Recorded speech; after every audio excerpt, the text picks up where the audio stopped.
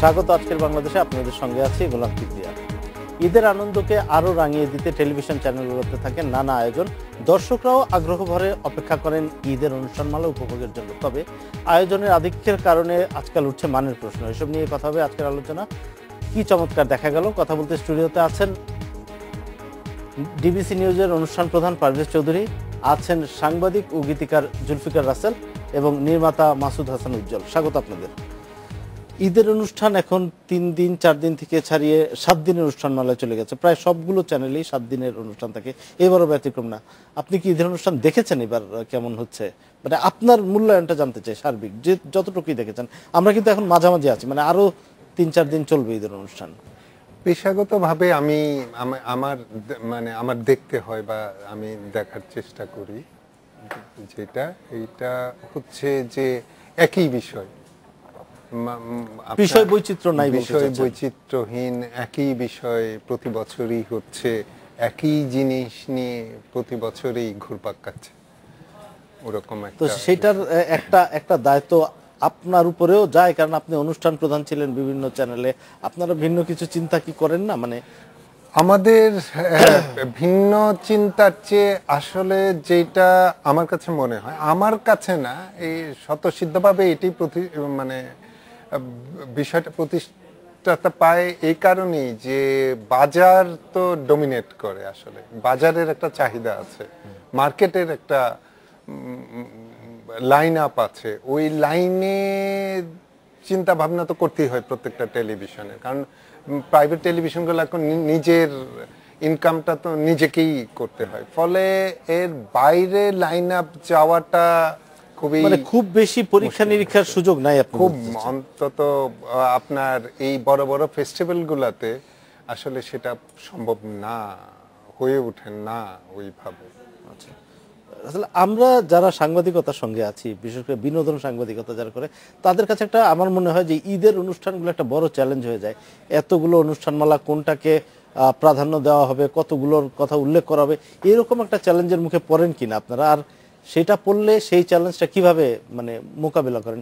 কোনটাকে হাইলাইট করবেন, কোনটাকে কম করবেন, বা হোয়াট এভার, এটা কিভাবে সাজান? হাইলাইট করা তো খুবই ডিফিকাল্ট। মানে এতগুলা প্রোগ্রাম পৃথিবীর আর কোনো দেশে হয় কিনা আমার জানা নাই। কারণ আমাদের পার্শ্ববর্তী দেশটাই যদি ধরি, দেখি না যে এত প্রোগ্রাম হয় ওদের উৎসবগুলোতে। 1 দিন 2 দিন, সর্বোচ্চ 3 দিন, আমার মনে হয় 3 দিনও হয়, একদিনেই শেষ করে ফেলে সব। আর আমাদের দেশে সবচেয়ে বড় প্রবলেমটা হচ্ছে সিঙ্গেল নাটক, মানে এক পর্বের নাটক। এইটা এত বেশি হয় মানে সংখ্যায়।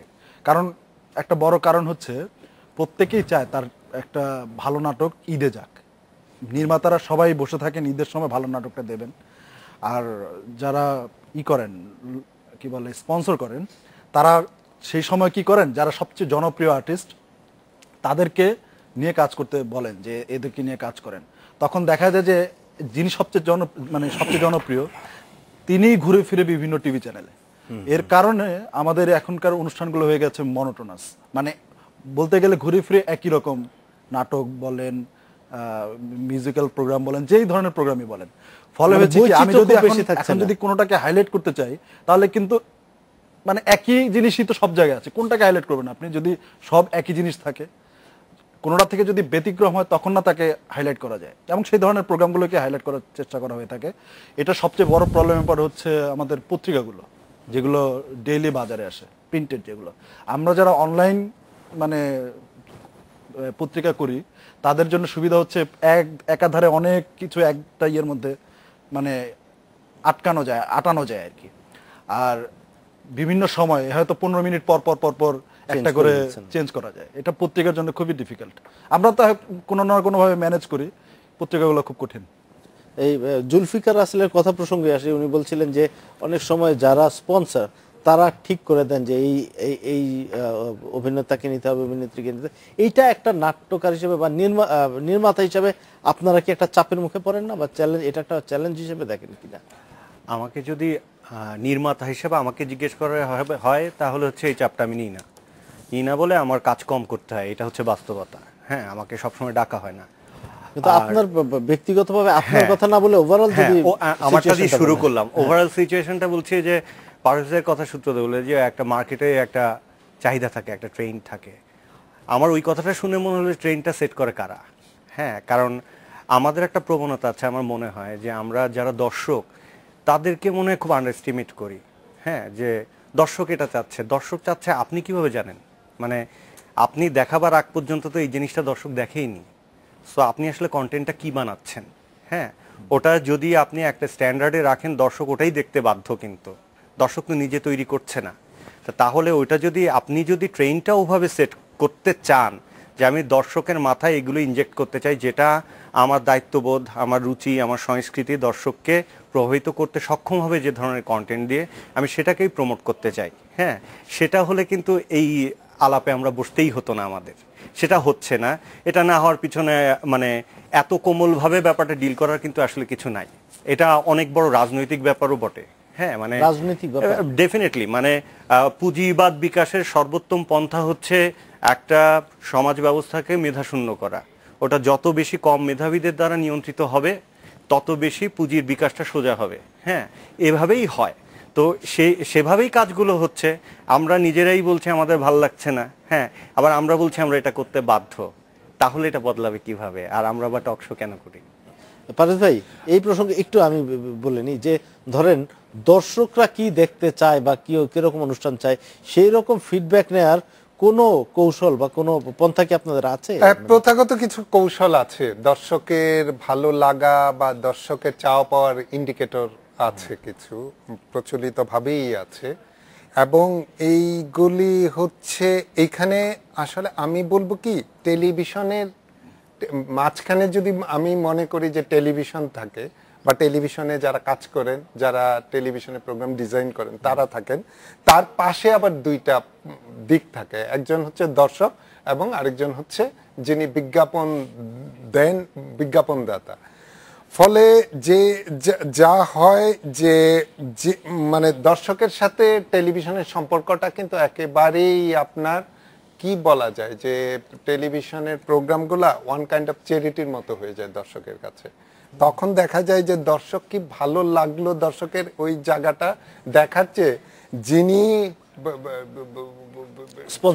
স্পন্সর করেন তার কথাটাই বেশি মূল্যবান হয়ে ওঠে। ফলে এই ইন্ডিকেটরের যে চাবিকাঠিটা, এইটা কিন্তু ওই দিক থেকেই নড়াচড়াটা হয়। তাহলে কি আপনি এরকম বলতে চাচ্ছেন যে যখন একটা টিভি চ্যানেল মানে ফ্রি দেখবে না, যখন এটা সাবস্ক্রাইব করতে হবে দর্শকের, তখন একটা পরিবর্তন আসবে? আমি তো মনে করি যে হ্যাঁ, এটার একটা পারস্পরিক সম্পর্কটা থাকলে দর্শকের ভয়েস রেজ করতে সুবিধা হয়। দর্শক তখন বলতে পারেন যে আমি তো এটার জন্য পে করি, আমি কেন তোমার এই টেলিভিশন। অথবা অন্য দিক থেকে দেখলে সে এখন সাবস্ক্রাইব করেছে, হয়তো সেটা আনসাবস্ক্রাইব করবে, টাকাটা আসবে না, সেরকম একটা চাপ। নিশ্চয়ই ওইরকম একটা পারস্পরিক সম্পর্ক মানে অর্থনৈতিক একটা চাপ আসতে হবে। হ্যাঁ, অর্থনৈতিক সম্পর্ক। আসলে আপনিও কি তাই মনে করেন যে একটা অর্থনৈতিক চাপ ছাড়া একটা জিনিসের কোয়ালিটিটা ডেভেলপ করবে? কিভাবে হবে আমি বুঝি নাই পারভেজ, যেটা বলছেন একটা চ্যানেলগুলোতে এখন আপনি 300 টাকা দিয়ে একটা ডিশের কানেকশন নিলেন, সবগুলো চ্যানেল যেটাই করেন আপনি যখন বান্ডেল নেবেন,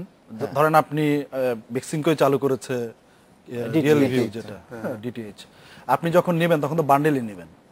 আপনি কি বান্ডেল পরে আবার এক মাস পর পর একটা একটা করে চেঞ্জ করতে পারবেন? আমার মনে হয় না, কারণ 150 চ্যানেল বলে দেওয়া যায় এই প্যাক, ওই প্যাক, ওই প্যাক, যে কোনো একটা প্যাকই নিতে হবে। আপনি কিন্তু সিঙ্গেল টিভি চ্যানেল নিতে পারছেন না। না, ডিটিএইচ এ কিন্তু একটা জিনিস হবে যে আপনি কোন চ্যানেলটা কখন কিভাবে দেখছেন সেটা একটা নির্ভুল একটা হিসাব থাকবে, মানে টিআরপির একটা নির্ভুল হিসাব পাওয়া যাবে একেবারে পাই প্রতি সেকেন্ডে বা প্রতি সেকেন্ডে প্রতি ফ্রেমের নির্ভুল হিসাবটা। সেক্ষেত্রে যেটা হতে পারে যে আমাদের এখানে যেহেতু এখন পর্যন্ত এই ট্রেন্ডটা এখনো চালু হয় নাই, মানে অন্যরা যেখানে 10 বছর আগে চালু করেছে এই ডিটিএইচ সিস্টেম, এখন নতুন এসছে, আমাদের আরো 10 বছর পরে হয়তো এটা মানে আমার মনে হয় 1-2 বছরের মধ্যে এটার একটা রিফ্লেকশন পাওয়া যাবে। রিফ্লেকশন এত তাড়াতাড়ি বাংলাদেশে হওয়া খুব ডিফিকাল্ট। এই কারণে বলি আমাদের দেশের কেবল অপারেটররা খুব সহজ এটা ছেড়ে দিবে। ঠিক আছে, এটা আমরা অন্য আলোচনায় যাচ্ছি। আমি একটু আসি উজ্জ্বল ভাইয়ের কাছে। আপনিও কি মনে করেন যে অর্থনৈতিক চাপটাই একটা বড় ফ্যাক্টর হয়ে দাঁড়ায় মানটাকে আরো ভালো করার জন্য? হ্যাঁ, এটা নিঃসন্দেহে এটা একটা বড় ব্যাপার। কারণ মানে আপনি কিন্তু যেটা আপনাকে সেই পরিমাণ মূল্য দিয়ে কিনতে হচ্ছে না, ওটা আপনার কাছে খুব একটা সেন্স মেক করে না। সুতরাং ওই ব্যবস্থাপনাটা জরুরি। তো মানে সবকিছু মানে পারভেজ যেটা বললেন যে চ্যারিটির মতো হলে তো তখন আপনি নিজেই দর্শক হিসেবে দায়িত্ববান হন। অন্য একটা বিষয় একটু আপনার কাছে জানতে চাই যে টিভি নাটকগুলোর পারভেজের কথা প্রসঙ্গে আসি যে একটা ফরম্যাট দাঁড়িয়ে গেছে, যেমন একটু হাসির নাটক হইতে হবে ঈদের সময়, বিশেষ করে একটু হালকা কিছু হতে হবে, বা একটা সিকুয়েল হইতে হবে, বা একটা চরিত্র দাঁড় করাইতে হবে। এই যে একটা মানে বাক্সের বাইরে আমরা চিন্তা করি না, এই জিনিসটাতে আমরা আটকে গেছি কেন? এটা আটকে যাওয়ার প্রধান কারণ হচ্ছে এক ধরনের মেধাহীনতা আছে।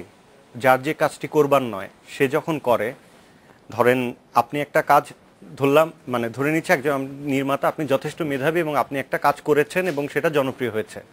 এখন আপনার পিছনে যারা আছে তারা আদৌ ওই কাজটি করবার যোগ্য না, সুতরাং তার মাথা থেকে নতুন কিছু আসে না, সে আপনাকে অনুসরণ করতে গিয়ে একই জিনিস হতে থাকে, তখন এটা একটা চেইনের মতো হয়ে যায়। আর মানে এই যে একটু হাসি থাকতে হবে, একটু বিনোদন থাকতে হবে। আমাদের সমস্যা কি হচ্ছে, আমাদের এখন হাই টাইম হচ্ছে একটু ডিফাইন যে হোয়াট ইজ এন্টারটেইনমেন্ট। মানে আমরা কিন্তু কেউ না নিশ্চিত না যে কোনটা এন্টারটেইনমেন্ট। আমরা এই শব্দটা বহুবার বলি কিন্তু আমরা কিন্তু ভীষণ বিভ্রান্ত। যেমন আমি এই প্রসঙ্গে বলতে চাই যে আঞ্চলিক ভাষায় মানুষকে বিনোদন দেওয়ার একটা প্রবণতা দীর্ঘদিন ধরে চলছে। হ্যাঁ, আমার এটা খুব আমার একটু ভীতিকর লাগে, কারণ ভাষা তো অনেক সংবেদনশীল ব্যাপার। মানে ধরেন বরিশালের ভাষা এনে আপনি মানুষকে হাসানোর চেষ্টা করছেন, তার মানে কি বরিশালের ভাষাটি উপহাসযোগ্য? তা নিশ্চয়ই নয়। ওইটা একটা নির্দিষ্ট লোকালিটির মানুষের জীবন আচরণের সাথে জড়িত, ওইটা ওইভাবে তৈরি হয়েছে ওখানে, এবং তার সাথে দেখা যাবে হাজার বছরের ইতিহাস রয়েছে। তো আমাদের যথেষ্ট সংবেদনশীলতার অভাব। যারা আমরা নিজেদেরকে সৃজনশীল হিসাবে দাবি করছি, তারা এই জিনিসগুলো গভীরভাবে ভাবি না। তারপরে জগৎ বিচ্ছিন্নতা তো আছেই। ধরেন একজন নির্মাতা, তাকে সিরিয়ার সংকট বদার করে না, তাকে দেশের সংকটই যথেষ্ট বদার করে না। সে জানে না যে ট্রাম্প আর হিলারির ব্যাপারটা নিয়ে তাকেও কেন ভাবিত হতে পারে। হ্যাঁ, সে ভাবে যে সে বিচ্ছিন্ন দ্বীপের বাসিন্দা, সে একটা বাক্স নিয়ে ভাবে, ওই বাক্সই তার জীবন, এবং 2টি বা 3টি উপকরণ আছে বিনোদনের। এক হচ্ছে প্রেম, এক হচ্ছে হাসি বা ভাড়ামি বলতেই পারি আমরা, আর একটা হচ্ছে অহেতুক কিছু টেরোরিজমের এলিমেন্ট, যেগুলো আমরা না খুবই বিচ্ছিন্নভাবে দেখি। ওইটা আমাদের সমাজের না কঠোর বাস্তবতা এখনো পরিণত হয়নি যে আমাকে গণমাধ্যমে ওইটা আরো শিক্ষিত করে তুলতে হবে এই বিষয়ে। তো আমার মনে হয় দায়িত্ব জ্ঞানহীনতা একটা ব্যাপার, আর একটা ব্যাপার হচ্ছে যে সঠিক লোক সঠিক জায়গায় কাজ করছে না। আমরা একটা বিরতি নিয়ে আসি, আমরা আরো কথা বলবো এটা নিয়ে। নিচ্ছে একটা বিরতি, সাথেই থাকবেন।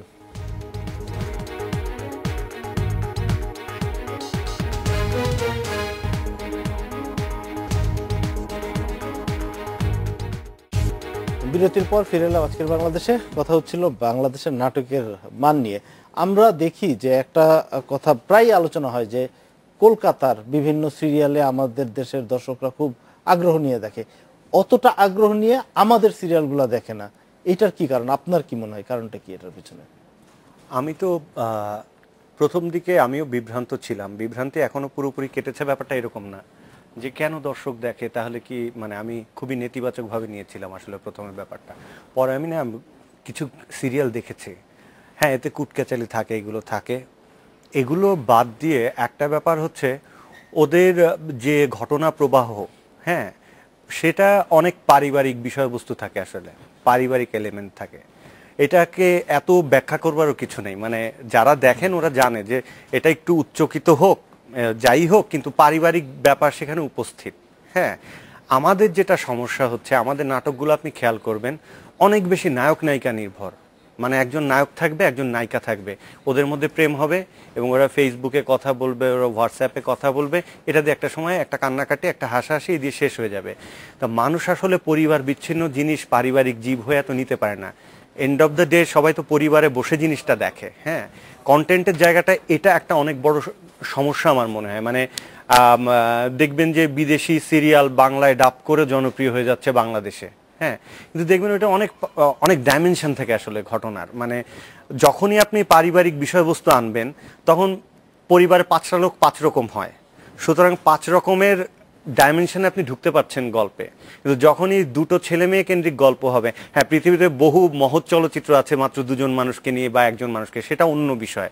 আমি একদম টেলিভিশনের কথা বলছি, যে টেলিভিশনে আপনি দেখেন যারা খুব ব্যস্ত মানুষ, বাইরে থাকে, 10টা ব্যবসা করছে, এই সেই, তারা অত কিন্তু টিভি দেখে না। টিভি দেখে অপেক্ষাকৃত কম ব্যস্ত মানুষ, তারা অনেক বেশি পরিবারের মধ্যে থাকা মানুষ, তারা পারিবারিক উপকরণ খোঁজে, যেটা আমাদের ভয়ঙ্করভাবে অভাব। আমাদের যে কোনো কন্টেন্টে আপনি দেখবেন অভাব, মানে দুটো ছেলে মেয়ে কেন্দ্রিক, তার কিছু বন্ধু বান্ধব থাকবে। এবং আর একটা জিনিস খেয়াল করবেন, সম্ভবত নাটকে খুব বাজেট কম থাকে, এটাও একটা ব্যাপার, যে নায়ক নায়িকা আছে, গল্পের প্রয়োজন হয়তো দু একজন বন্ধু আছে, কিন্তু নায়কের স্ট্যান্ডার্ডের সাথে বন্ধুর স্ট্যান্ডার্ডের কোনো মিলই নেই।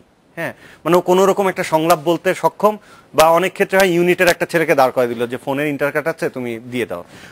হয় কি, মানে প্রফেশনালিজমটা ওইভাবে একেবারেই নেই। এটা মানে আপনি একটা ভালো শিল্পকর্ম হচ্ছে ধরে নিলাম, ধরেন একটা পেইন্টিং আপনি খুব ভালো করে আঁকছেন, খুব সুন্দর কম্পোজিশন, একটা জায়গায় একটা হাইলাইটের দরকার ছিল না, বা একটা জায়গায় অযথা একটা আপনি ফ্লুরেসেন্ট কালার দিয়ে দিলেন, ব্যাপারটা ওরকম হয়।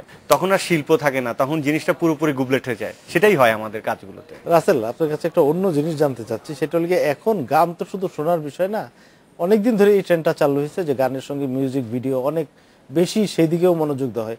সেইটার কারণে কি গানের আবেদন হারিয়ে যাচ্ছে বা এরকম কিছু মনে করেন আপনি, নাকি এটা আরো আবেদন যোগ করে? কি আপনার কি মনে হয়? আসলে গান তো বেসিক্যালি শোনারই একটা বিষয়, কিন্তু আমরা এখন এত বেশি ব্যস্ত। আগে যেমন মানে গানের সিডি, মানে কি বলে ক্যাসেট, এগুলো যখন আমরা শুনতাম তখন হয়তো গাড়িতে শুনতাম, বা হয়তো ঘুমানোর আগে, বা কোথাও বাজতো। তারপরে এখানে এখন হচ্ছে কি, এন্টারটেনমেন্টের জন্য অনেক কিছু আছে।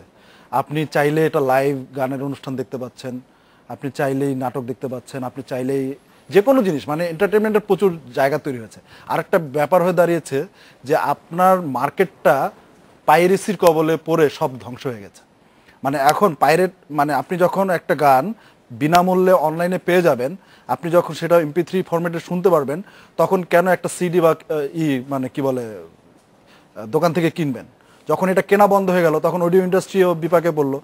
তখন তারা কিভাবে এই মার্কেটটা থেকে টাকা উঠানো যায়, যে অর্থ দিয়ে উনি একটা গান করবেন সেটা কিভাবে উঠানো যায়, তখন দেখলো যে ইউটিউবই একমাত্র ভালো একটা জায়গা, যেখান থেকে আপনি চাইলেই মানে কপি করে, ইউটিউবে একটা হিট হলো কিন্তু সেখান থেকে একটা অর্থ রেভিনিউ আসে।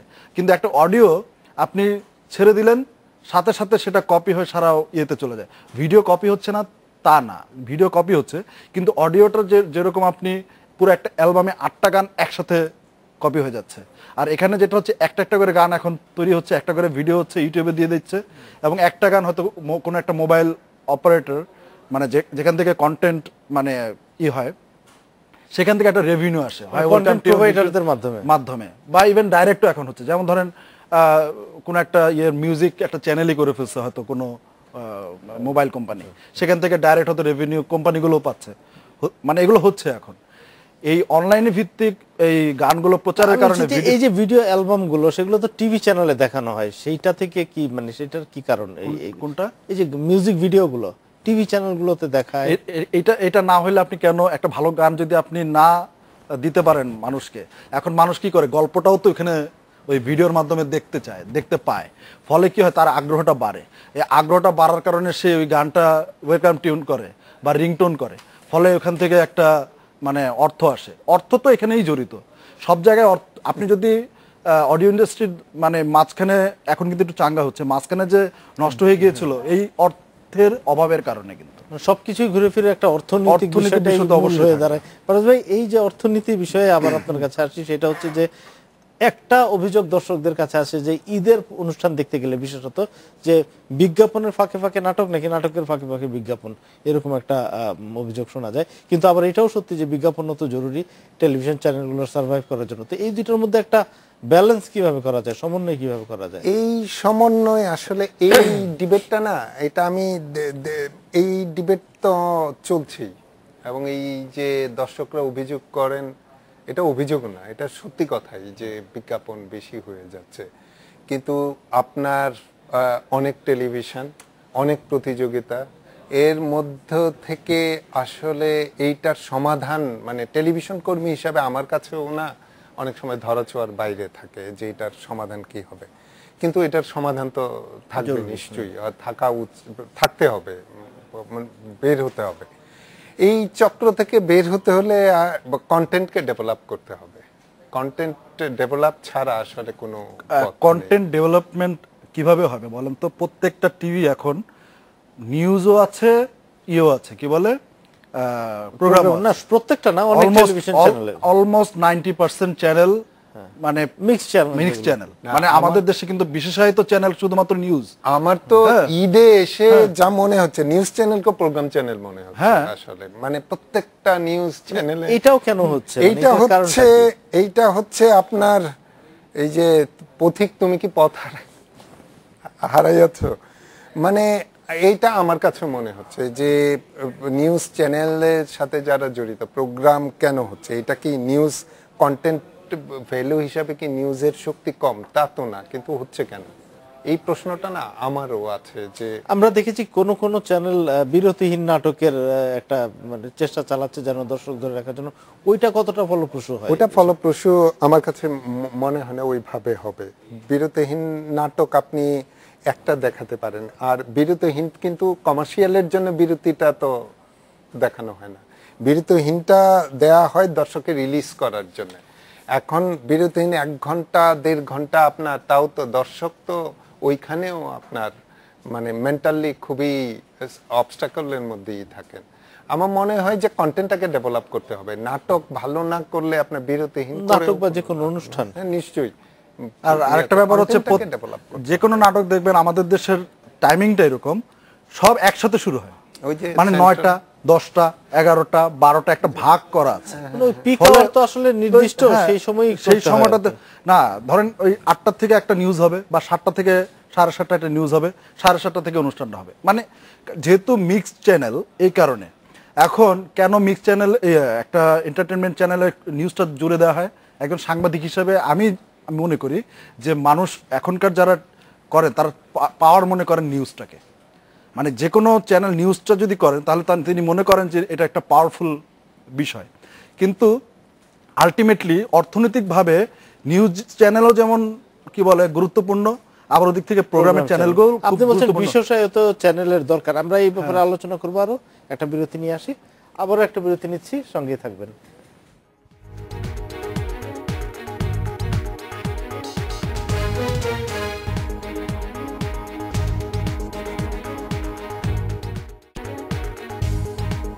বিরতির পর ফিরে এলাম আজকের বাংলাদেশে।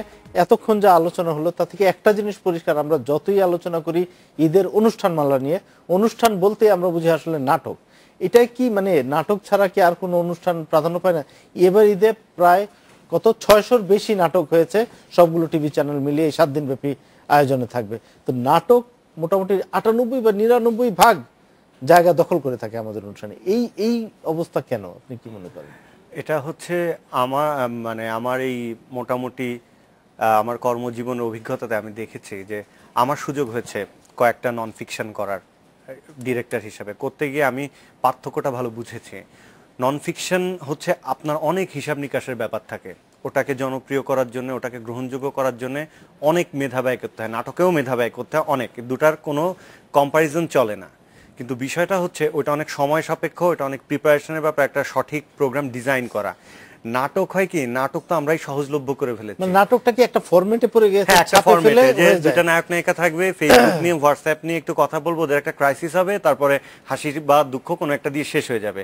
সো এইটা আমারই নিজের, ধরেন জানি না এটা এখানে বলা ঠিক হবে কিনা, বা আমি কারো বেড়ে ওঠাকে নিরুৎসাহিত করছি কিনা সেটা না, আমি একটা এক্সপিরিয়েন্স বলি যে ধরেন আমার মনে হয় যে খুব স্মার্ট লোকের কাজ ফিকশন মেকিং, ফিল্ম মেকিং, বা আমাদের মিডিয়ার কাজটাই খুব স্মার্ট লোকের। হ্যাঁ, স্মার্টনেস পোশাকে না, অবশ্যই মগজে।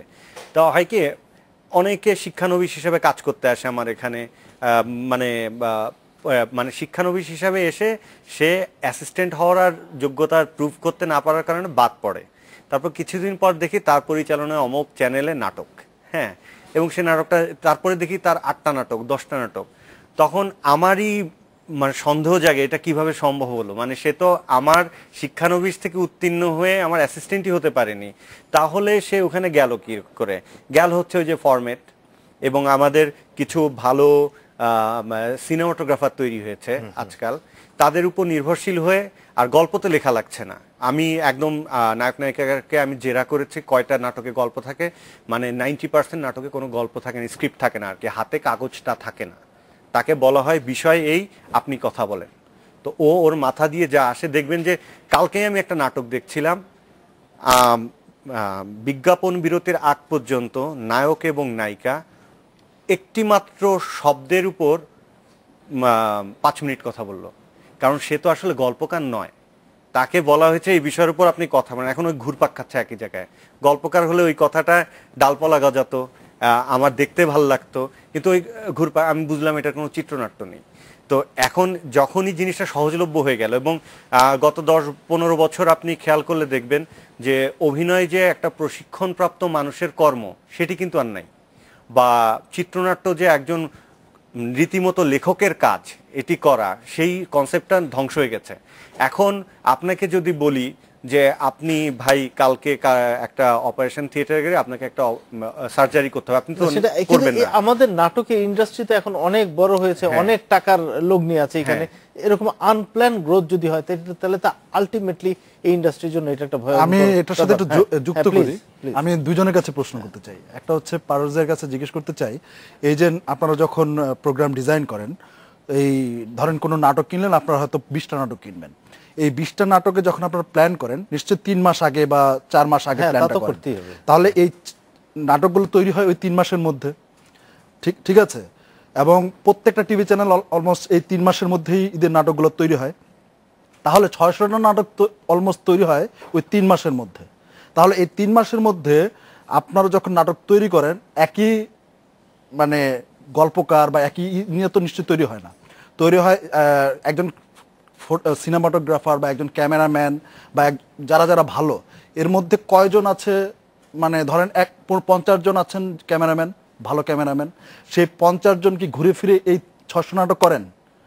সময়টা দেন কখন? বা একজন পিছনের কলাকৌশলী পাণ্ডুলিপি জমা দিতে হয় না আপনাদের কাছে? পাণ্ডুলিপি হ্যাঁ জমা দিতে হয়। আমি টেলিভিশনের নাটকের সিলেকশনের প্রসেসটা আমি বলি, এটা 3টা ভাবে হয়।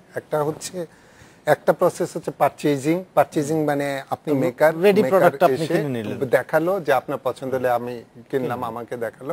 আরেকটা হচ্ছে কমিশনিং হচ্ছে আমি গল্প পড়লাম এবং আমি মেকারকে বললাম যে আপনি এটা করে দেন এই আপনার রিমিউনারেশনেই, আর এদেরকে আপনি কাস্ট করেন। আরেকটা হচ্ছে লাইসেন্সিং মানে আপনার ধরেন লাইসেন্সিংটা বেশিরভাগ ফিল্মের ক্ষেত্রে হয়। একটা ফিল্ম আছে, এরা আপনি একবার দেখাবেন আমাকে এত টাকা দিবেন, আপনি 2বার দেখাবেন আমাকে এত টাকা দিবেন, ওইভাবে হয়। ফলে দেখা যায় যে ঈদের সময় এত নাটকের ক্রাইসিসগুলা এই প্রসেসগুলাতে হওয়াতে, হ্যাঁ একই জনকে বারবার পাওয়া যায়, একই সিনেমাটোগ্রাফারকে বারবার পাওয়া যায়, একই আপনার অভিনেতা অভিনেত্রীকে বারবার পাওয়া যায়। আমি বুঝতে চাই যে একটা মানুষের পক্ষে কয়টা কাজ করা সম্ভব? না, কাজ তো করছে, মানে 600টা নাটক তৈরি করতে যে টাইম ফ্রেমটা সারা বছর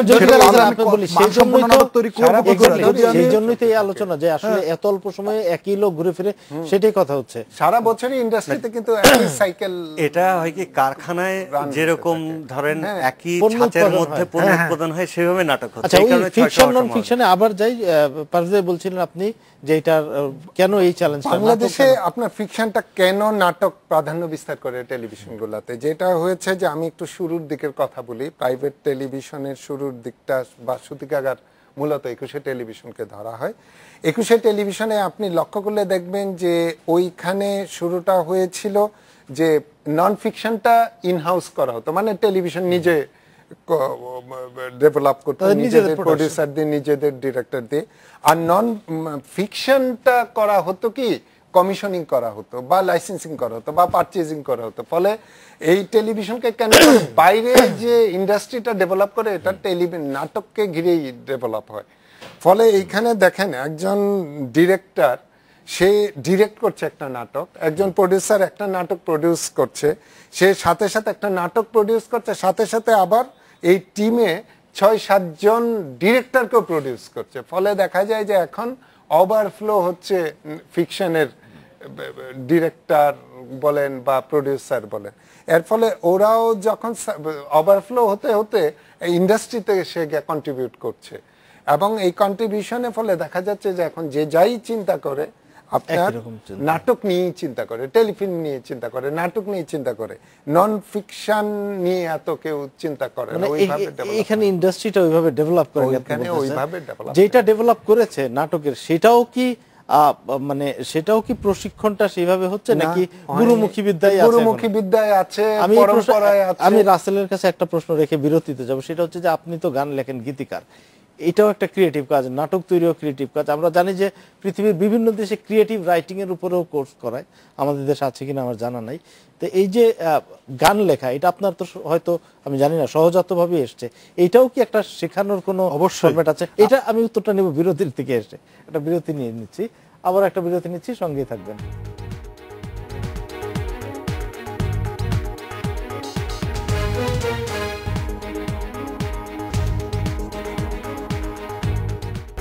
বিরতির পর ফিরে এলাম। আজকের বাংলাদেশে কথা হচ্ছিল জুলফিকার রাসেলের সঙ্গে যে গান লেখা বা স্ক্রিপ্ট রাইটিং, এগুলো কি কোনো প্রথাগত শিক্ষার মধ্যে দিয়ে যাওয়া সম্ভব কিনা বা আছে কিনা এরকম? আমি গান লিখি, গানের কথা একটা বলবো যে গানের কিন্তু একটা গ্রামার আছে। গ্রামার কি? ছন্দ, অন্তমিল।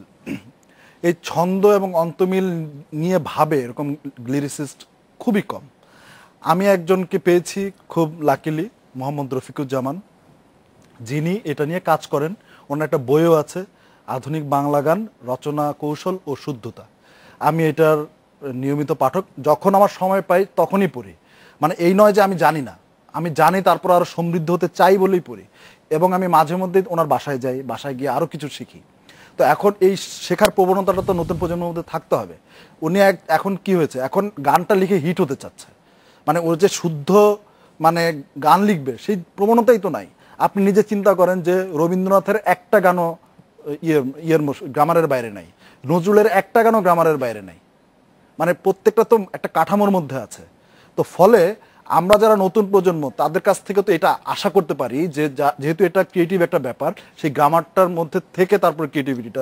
আর আপনার নিয়ম ভাঙতে হলেও আসলে নিয়মটা জানতে হবে। তো সেটা আপনি যদি ফুটবল খেলেন, আপনি একটা ছকের মধ্যেই খেলেন নিশ্চয়ই, আপনি তখনই নিয়ম ভাঙবেন যখন আপনি জানেন এবং ড্রিবলিং করে করে তারপরে গোলটা করবেন, না নতুন নতুন কায়দা করে। সেই নতুন নতুন কায়দাটা শিখতে হলে তো আমাকে জিনিসটা জানতে হবে, বেসিকটা জানতে হবে। একই প্রশ্ন আপনার কাছে রাখতে চাচ্ছি যে আমাদের নাট্য নির্মাতা বলেন বা একটা নাটকের সঙ্গে বা যে কোনো অনুষ্ঠানের সঙ্গে অনেকগুলো বিষয় জড়িত, লাইটের ব্যাপার আছে, আপনার ক্যামেরার ব্যাপার আছে, স্ক্রিপ্টের ব্যাপার আছে। এইগুলোর প্রশিক্ষণের জন্য আমাদের দেশে কি যথেষ্ট সুযোগ সুবিধা আছে বা কোনো কাঠামোগত প্রশিক্ষণের বিষয় আছে কিনা? কিছু তো আছে, সরকারি উদ্যোগ আছে, কিন্তু সেগুলো আমার ধারণা আমাদের নানামুখী আমলাতান্ত্রিক জটিলতায় যেমন সবকিছু ভোগে, এই জায়গাগুলো ভোগে। মানে একই পুরনো পদ্ধতি, হ্যাঁ, মানুষকে ওই ক্লাসটির ব্যাপারে উৎসাহী হওয়ার যথেষ্ট কারণ ঘটাতে না পারে, এগুলো তো আছে। এবং রাসেল ভাই যেটা বলছিলেন যে এই প্রজন্মের ছেলেমেয়ের আগ্রহের কিন্তু যথেষ্ট ঘাটতি আছে। মানে কারণ আপনি সহজে পেয়ে যাচ্ছেন, আপনি কষ্টটা কেন করবেন? আমি যখন চারুকলায় পড়তাম, আমার সামনে প্রথম বড় চ্যালেঞ্জ আসলো, এটা আমার মনে আছে, আমাদের রফিক নবী স্যার বলেছিলেন যে তো উনি খুব রসিকতায় বলেছিলেন যে তোমরা নিশ্চয়ই সবাই যার যার এলাকার, ফার্স্ট ইয়ারের ক্লাসে আর কি, সবাই যার যার এলাকার বড় আর্টিস্ট, তো তোমার প্রথম কাজ হচ্ছে এটা ভুলে যাওয়া, যে তুমি সব যার যা এবং এতদিন যা আঁকতে সেটাও ভুলে যাওয়া তোমার প্রথম কাজ। এখন তুমি চেষ্টা করো একটা ভার্টিক্যাল লাইন, একটা হরিজন্টাল লাইন তুমি ঠিকমতো আঁকতে পারো কিনা। এবং আমি আমার অভিজ্ঞতা থেকে বলি যে একটা ভার্টিক্যাল লাইন ঠিকমতো আঁকার জন্যে আমাকে দৈনিক মিনিমাম 6 ঘন্টা শুধু ভার্টিক্যাল লাইনই টানতে হয়েছে একটা সময়। সুতরাং এরকম কোনো চ্যালেঞ্জ তো আপনি একটা নির্মাতা বা রাইটারকে দিচ্ছেন না, ও যা বলছে ওইটাই আপনার কাছে গ্রহণযোগ্য। তো ও আর খালি খালি কষ্ট করে একটা ইনস্টিটিউশনে যাবে কেন? এবং সেখানে না যাওয়ার কারণে কোনো ক্ষতিও হচ্ছে না, অর্থলগ্নি হচ্ছে, ও কাজ করছে। তো তাহলে আর ওর তো একটা আলস্য পেতেই পারে যে আমার জন্য ফেম ইজ ওয়েটিং, আমি শুধু শুধু এখানে টাইম ওয়েস্ট করব কেন? আমার মনে হচ্ছে দৃষ্টিভঙ্গিটাও কাজ করেছে।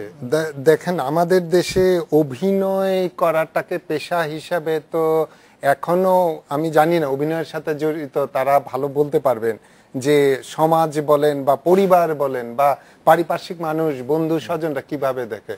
আমার তো মনে হয় যে এখনো একজন অভিনেতা তার পেশা, অভিনয় পেশা, এটাকে পেশা হিসাবে দেখতে খুবই মানে অন্যভাবে দেখেন।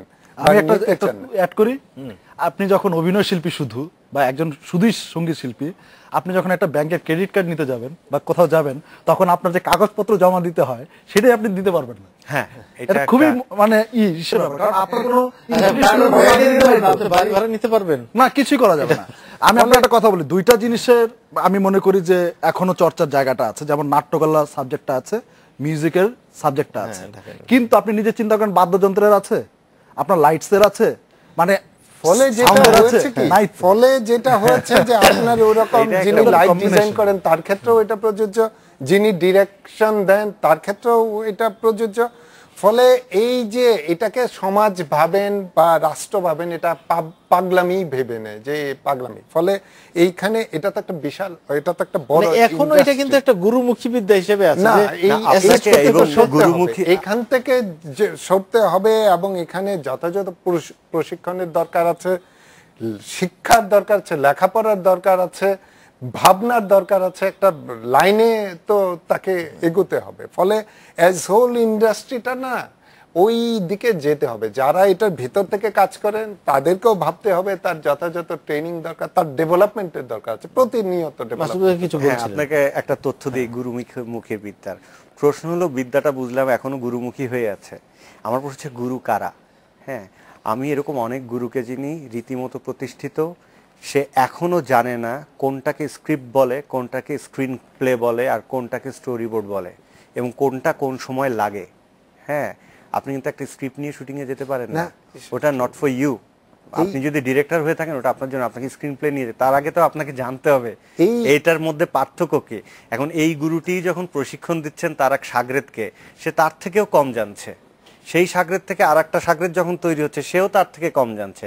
সো ওই কথাটাই ঠিক যে একটা প্রপার ইনস্টিটিউশন থাকলে এবং ওই বাধ্যবাধকতা থাকলে যে তোমার এই বিদ্যাটি নিয়ে আমি তোমার সঙ্গে কাজ করব না, এটা খুব জরুরি। কিন্তু কারণ পৃথিবীতে সকল কাজই কোনো না কোনোভাবে প্রশিক্ষণপ্রাপ্ত লোকদের দ্বারাই হয়। হ্যাঁ, রাসেল ভাই যেটা বললেন যে গানও কোনো না কোনো ছকে পড়তেই হবে। হ্যাঁ, কারণ আমি দীর্ঘদিন ধরে আমিও কিন্তু আমার নিজের পছন্দের জায়গা থেকে মিউজিক করি, সুতরাং আমি যখন একটা গান কম্পোজ করি ওটাকে ধরেন একটা নির্দিষ্ট ছন্দে পড়তেই হয়। হ্যাঁ, তালে পড়তেই হবে, মানে না পড়লে মানে তালে পড়ার আগেও আপনাকে লয়টা ঠিক করতে হবে, সেটা যদি ঠিক না হয় তাহলে গানটা আপনি বাঁধতেই পারবেন না। তাহলে কেন? এবং মিউজিকের সঙ্গে নির্মাণের অনেক বড় একটা সম্পর্ক আছে। আমরা বলি এডিট করছি, হ্যাঁ, ওইটা কিন্তু একটা তালে হতে হয়, একটা রিদমে হতে হয়। তা আপনার যদি সেন্সটাই না থাকে, ওইটা আপনার সহজাতভাবেই থাকবে, এটা কিন্তু সম্ভব না প্রত্যেকের ক্ষেত্রে, ওটাকে আপনাকে জানতে হবে যে কিভাবে হয়। তো এবং আর একটা বড় কথা, মানে আমি একবার জাতীয় গণমাধ্যম ইনস্টিটিউটে ক্লাস নিতে গিয়ে আমার সুযোগ হয়েছিল মসি শাকের স্যারের সঙ্গে কথা বলার, সূর্য দিগল বাড়ির নির্মাতা। হ্যাঁ, উনি একটা অসম্ভব ভালো কথা বলেছিলেন যে তুমি ফিল্ম মেকার হচ্ছ অথচ তুমি ভালো মিউজিক লিসেনার না, তাহলে তুমি কিভাবে ফিল্ম মেকার হচ্ছ? এবং একজন ভালো মিউজিক লিসেনার না হলে তুমি ফিল্ম মেকার হতে পারে না, তাকে পেইন্টিং দেখতে হবে। এবং উনি খুব সুন্দর করে ডিফাইন করছিলেন যে লিসেনার কিন্তু তিন ধরনের, উত্তম লিসেনার, মধ্যম এবং অধম লিসেনার। হ্যাঁ, অধম লিসেনার হচ্ছে যে একটা গান মনোযোগ দিয়ে শোনে না, মধ্যম হচ্ছে শুনতে শুনতে যে কথা বলে গানের মাঝখানে, আর উত্তম লিসেনার হচ্ছে যে মনোযোগ দিয়ে গানটা শোনে এবং কোথায় তালটা ভাঙছে, কোথায় কোরাসটা যাচ্ছে, এটা খেয়াল করে যে ডিটেইলে, সে হচ্ছে উত্তম লিসেনার। এই উত্তম লিসেনার যখন ফিল্ম মেকার হয় তখন ফিল্মটা কাজ করে, কারণ ফিল্ম হচ্ছে সবকিছুর একটা সমন্বয় এবং সবকিছুতে আপনাকে আসলেই পারদর্শী হতে হবে, আদারওয়াইজ আপনি এটা যোগ্যতা রাখেন না।